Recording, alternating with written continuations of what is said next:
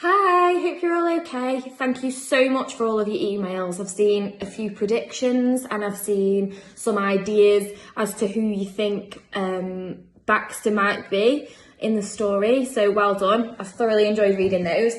Today I'm going to read from page 53 and I'm going to read a bit. I'm not going to read to the end of the chapter because it's a really long chapter. However, you are in for a treat. I've just had a quick flick through and there's so much that happens in this chapter, so I can't wait to read it. Okay. The next morning, dressed in his green jumper and jeans, Darkus scrambled into the passenger seat of his uncle's car, carefully placing his backpack at his feet. "The car's a bit of a banger, I'm afraid." Uncle Max turned the key in the ignition for a fourth time. "But once she's cleared her throat, she fires up like a Ferrari." On the fifth attempt, the engine roared into life, and the mint green Renault bunny hopped forwards. "Whoops!" Uncle Max chuckled. "Handbrake!" He released the handbrake and stamped on the clutch, grinding through the gears as he pulled out onto the road. "I've persuaded Eddie to let us into the vaults," he said, leaning over the steering wheel to check the road was clear before accelerating across the junction. Darkus knew Eddie from visits in school holidays. He was a security guard on duty when Dad had disappeared. He always had a smile for Darkus and a bag of sweets in his pocket. "Margaret is going to meet us and unlock the room Barty disappeared from." Uncle Max looked at Darkus. "Do you remember Margaret?" Darkus nodded. Margaret was his father's overly perfumed secretary. "Marvellous girl," he chuckled. "She used to have a bit of a thing for me when I was a younger man." "Ugh!" Darkus grimaced. "Now we'll need to keep our heads down," Uncle Max continued, ignoring Darkus, "because the museum, or rather Mr. Langley, the museum director, wasn't overly keen to let us have a look in those vaults." "We're sneaking in?"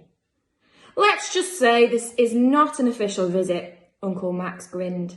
"But there's nothing to worry about. We archaeologists are always venturing into new places uninvited. I flatter myself I'm pretty good at it." "Why won't Mr. Langley let us in?" "I'm not sure," Uncle Max frowned. "He waffled on about the police having done a thorough search and the rooms being restricted access. To be honest, I stopped listening when I realised he wasn't going to say yes." Eddie and Margaret were much more helpful. They parked a couple of streets away from the museum and walked in through the main entrance like any family on a day trip. Eddie was waiting for them beside a cafe on the ground floor. He was standing in his uniform in front of a door signposted "No Entry." "Hello, Edward, how are you?" Uncle Max asked, shaking his hand. "I'm very well, thank you, Professor." Eddie grinned at Darkus and rubbed his hand across his head. "What happened to your hair, son? Had a fight with a lawnmower?" "Hi, Eddie," Darkus smiled shyly. "Something like that, yeah." "You look like a hedgehog," Eddie said, offering him a boiled sweet from a bag in his pocket. "Thanks." Darkus took the sweet.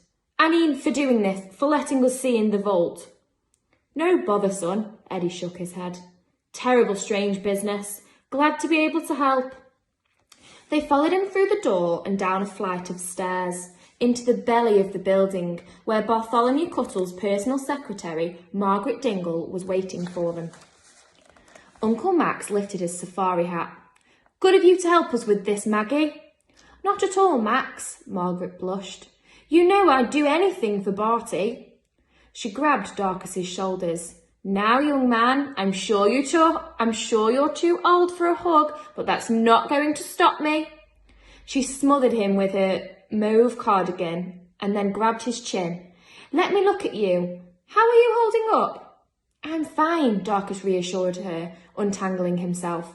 "Uncle Max is looking after me great."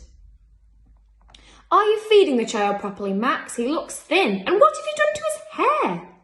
"He's always been thin," Uncle Max huffed. "Now stop fussing over the poor boy and let's have a look at this room my brother magically disappeared from. This is the one Bartholomew was in." Margaret pulled a set of keys from her handbag and walked to the third of 6 grey metal doors. "Are these rooms private?" Uncle Max asked, following her. The collection is open to researchers and academics, but only by appointment with the director of the museum. Occasionally, we'll exhibit parts of it to the public, but it's too big for one exhibition. Above the door was a wooden plaque with the words, "The Cutter Coleoptera Collection," engraved in gold. Uncle Max pointed at the plaque. "Would that be Lucretia Cutter?" he asked, his face draining of colour. "Mm-hmm," Margaret nodded, unlocking the door.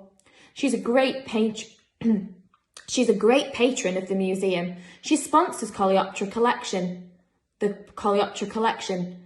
The Natural History Museum has the largest collection in the world, and it costs a lot to take care of it.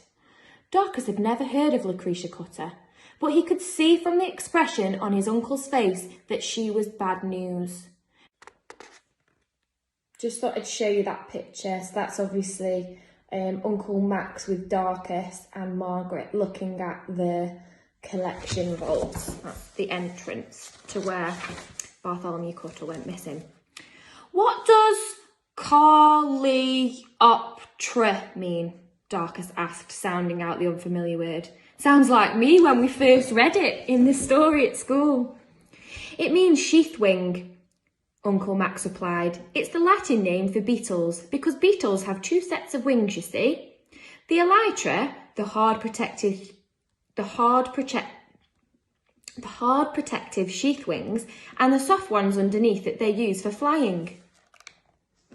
Darkus thought back to Baxter flying at the clones and remembered his surprisingly wide, see-through amber wings. You'd never guess he kept them folded away, hidden under his elytra. The new word felt like a discovered secret, and Darkus was keen to use it as soon as possible. Hang on a minute. Beetles, he said. Dad went missing in a room full of beetles. Uncle Max raised one eyebrow. Precisely so, lad. Margaret held the door open, and Darkus pushed inside, desperate to see the room his father had disappeared from 5 weeks ago. Oh, this is the good bit. The collection room was empty and bare. It had its centre of an enormous wooden table, which was clear except for an impressive microscope. Along the left and the right-hand walls were floor-to-ceiling wooden cabinets made up of hundreds of slender drawers with brass handles. There was no way out of this room other than the door behind him, and there was nothing in the room but drawers and a table. The hope he'd harboured that he and Uncle Max would find something the police hadn't spotted evaporated as he looked around the spotless room. Right, think back to science now. What does the word evaporated mean? Think back to science. So evaporated basically just means disappeared. So he had an idea, he thought, oh, surely we'll find a clue. But then once he's got into the actual vault himself, he's realised that maybe we won't find a clue. So the idea has gone out of his mind, it's vanished, it's evaporated. His heart sank. He couldn't help but feel disappointed. Outside the door, he heard Margaret whispering to Uncle Max. Oh, Max, they're talking about advertising for a new director of science. Are they now? Uncle Max cleared his throat angrily. Well, that's going to be embarrassing when we find Barty, isn't it? He paused and lowered his voice. Don't say anything in front of the lad. No need to upset him. Darkus went rigid. He was sick of being treated like a child. Annoyed by their secrecy, he went over to one of the wooden cabinets and pulled a drawer open. His irritation changed to wonder when he saw rows and rows of dead stag beetles pinned to a whiteboard under a pane of glass, each with a neat red label below it. He'd read his dad's beetle book from cover to cover the night before, but he would have recognised these beetles anyway because of their antler-like jaws. He opened another drawer, and another. They were all full of beetles. He looked around the room again. If every one of these drawers was filled with 100 different types of beetle, his brain went blank when he tried to do the maths. There's thousands, he whispered. Oh, sorry. There's thousands. he whispered. Let me start that again. There's 1,000, he whispered. He slid off his backpack, unzipped it, and pulled out a massive jam jar with a perforated lid. Uncle Max had said that Baxter couldn't sit on Darkus's shoulder when he was out of the house, in case the beetle upset people. Darkus had complained that he wanted to take Baxter out for walks, so as a compromise, Uncle Max had found the jam jar at the back of a kitchen cupboard, and while Darkus washed it, he'd made perforations in the lid with a screwdriver and a hammer. Darkus placed the jar on the table now and tapped the glass. Baxter didn't move.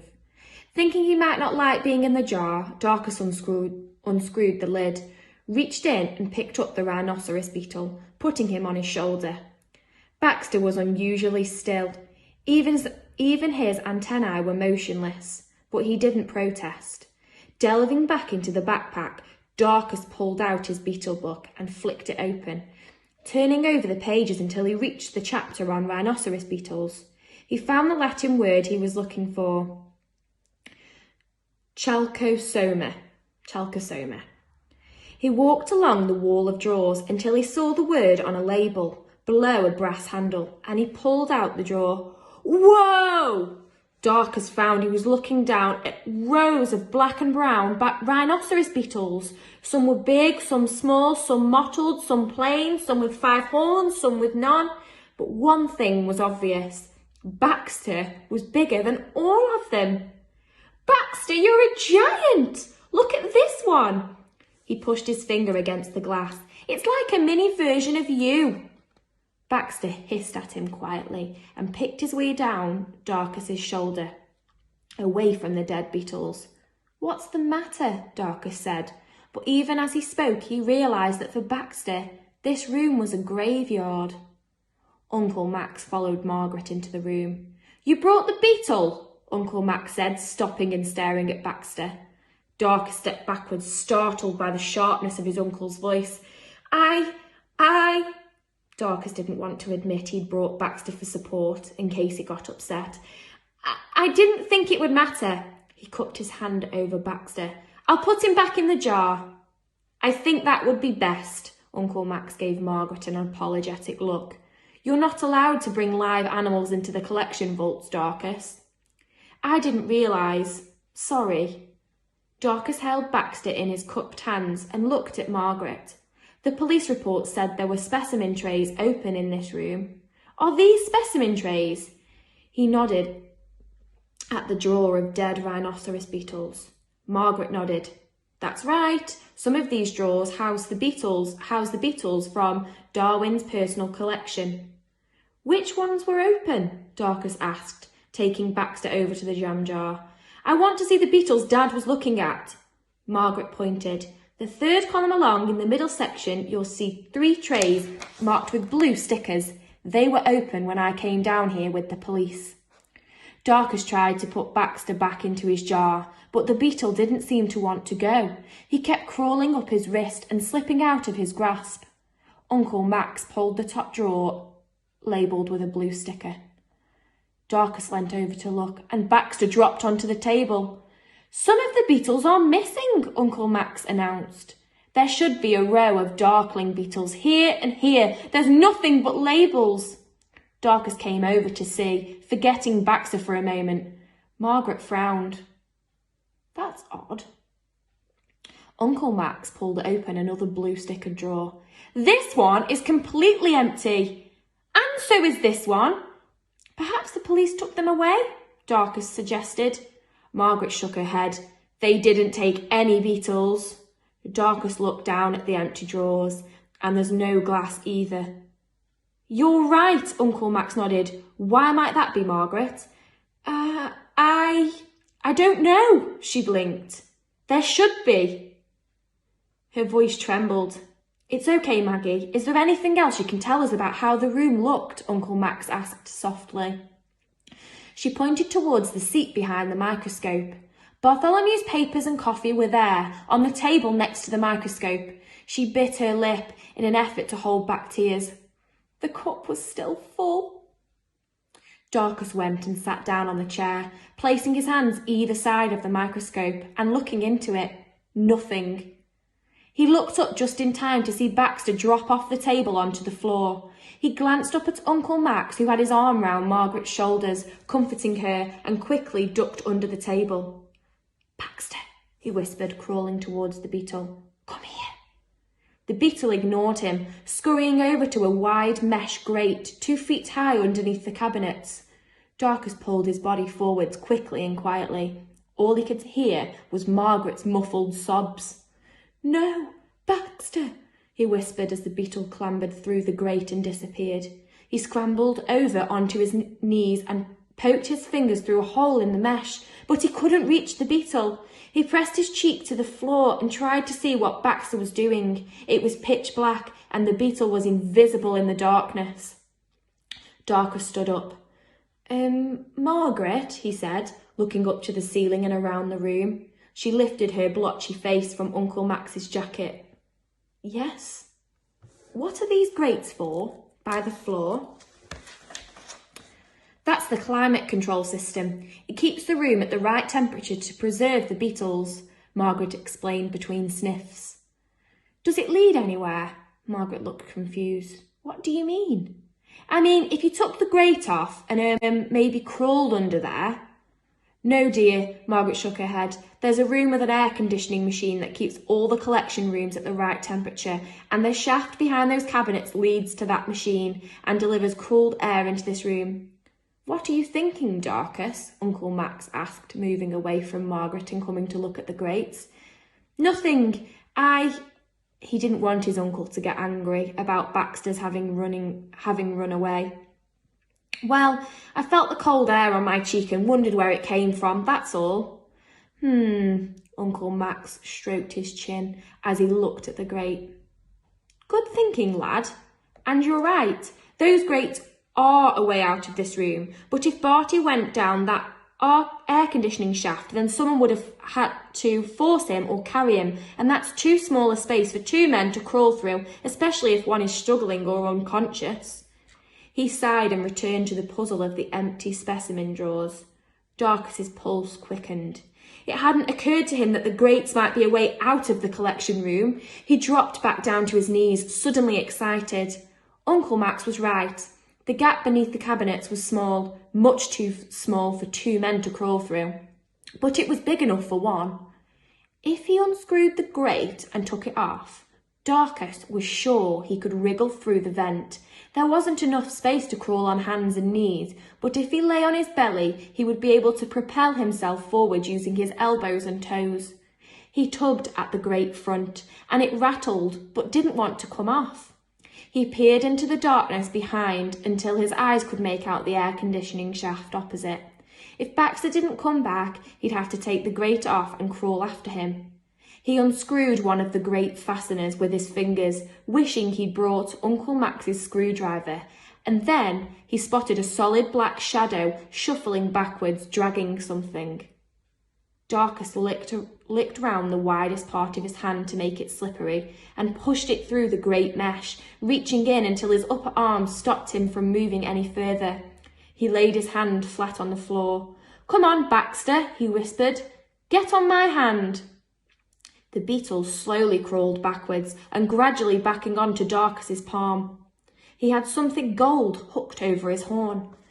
Gently cupping his hand around the beetle, Darkus carefully pulled his arm back out of the grate and sat up cross-legged on the floor. He uncurled his fingers and cried out as he recognised the gold half-moon glasses hanging off Baxter's horn. "What's the matter, lad?" Darkus got to his feet, clutching the glasses in his right hand and hiding Baxter behind his back with his left. "I found Dad's glasses, there, behind the grate." "What were they doing down there?" Uncle Max wondered. He took the glasses from Darkus, studied them, and then looked at Margaret. I don't know." Her bottom lip wobbled. "The police said they searched the grates. They didn't find anything." "The glasses were quite far in," Darkus said. "Well done, Darkus," Uncle Max winked at him. "You found a clue." He looked at Margaret. "Did Barty come down here often? For work?" "No," she replied. Actually, his being in this room was strange. He avoided anything to do with the beetles. I thought perhaps he was phobic, you know, frightened of them. Uncle Max snorted. Barty's not frightened of beetles. Just pause there 1 second. I bet there's a name of a phobia for being frightened of beetles. So some people have a phobia of being in confined spaces, so spaces that are quite small and there's lots of people in them, or it's a really small area, and that's called claustrophobia. See if you can Google or work out what it is if you are frightened of beetles. And if you can't find that out, see if you can work out what it is to be frightened of insects. That would be a really good challenge for you. Uncle Max snorted. Barty's not frightened of beetles. I guess Bartholomew would have been wearing his glasses to look at samples. She sounded uncertain. Perhaps they fell through the grate when...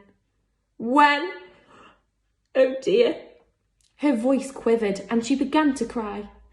Sorry. Darkus looked away, embarrassed by her sudden gush of emotion. Uncle Max patted Margaret's arm gently. There, Maggie, don't go upsetting yourself. Darkus stepped over to the table and dropped Baxter into the jam jar. The beetle went in without protesting this time, but as Darkus screwed the lid on, he started to flick his elytra open, bashing them against the glass and hissing loudly as he'd done to Robbie. What's the matter? Darkus whispered, almost dropping the jar as it jerked out of his hands. But Baxter kept flailing about and hissing. What's wrong with the insect? Uncle Max asked over Margaret's shoulder. I don't know. Darkus scratched his head. He didn't seem to mind being in the jar earlier. Should I let him out? Darkus, you can't go letting live insects loose in here. What if Baxter damages the collection? Keep him in the jar. Darkus picked up the jar and hugged it to his chest, hoping Baxter would calm down. But now he was ramming the glass with his horn over and over again. Shh, it's all right. But the beetle kept on headbutting the glass, stopping only to hiss. Darkus looked in the direction in which Baxter's horn was pointing and found he was looking at the door. Something moving above the door caught his eye. It was a lemon-yellow ladybird, the size of a 2p coin, speckled with black dots. Darkus pointed. I thought you said live insects weren't allowed in here. Uncle Max and Margaret looked up. The ladybird paused and then took off, disappearing into the corridor. That's strange, Margaret murmured. I saw a big yellow ladybird in here on the day Bartholomew disappeared. I had forgotten it in all the excitement. Darkus looked at Uncle Max. Beetles seemed to be everywhere. Had that always been the case and he'd just never noticed? Or did the yellow ladybird mean something?